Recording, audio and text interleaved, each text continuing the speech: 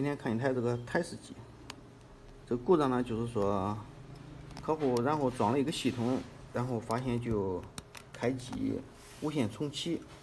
你开机看一下是什么问题。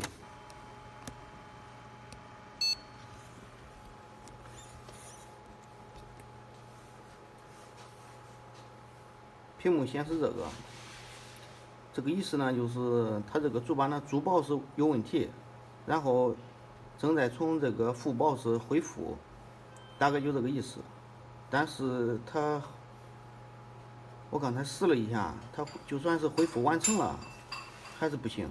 然后呢，它有时候还现在断电了，恢复到一半就断电了，它还会再重启。现在又重启了，像这个问题，估计应该是 BIOS 的问题。我们拆下来刷一个 BIOS 看一下。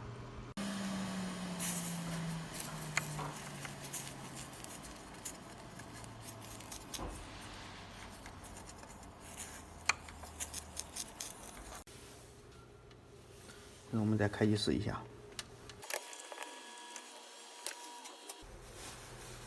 关机了，又重启了，还是自动断电。下一步我们先排除一下外设，我们把这个硬盘拔掉。现在我们这样拆开测试呢，它又没问题了。然后BIOS界面也进去了，那有可能是它电源坏了，我们再装到它机器上试一下。现在装好之后呢，它还是这个断电。这样的话，我们换一个电源试一下。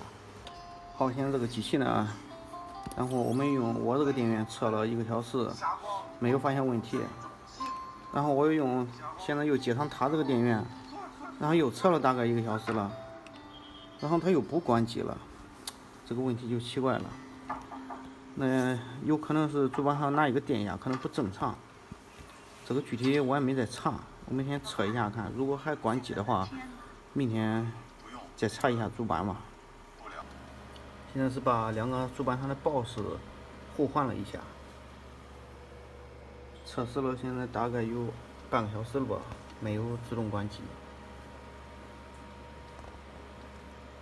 像这种问题比较难查，因为它不定时出问题。它没有问题的时候呢，你测量电压、主板电压都是正常的。然后这个板子好像又没有通病，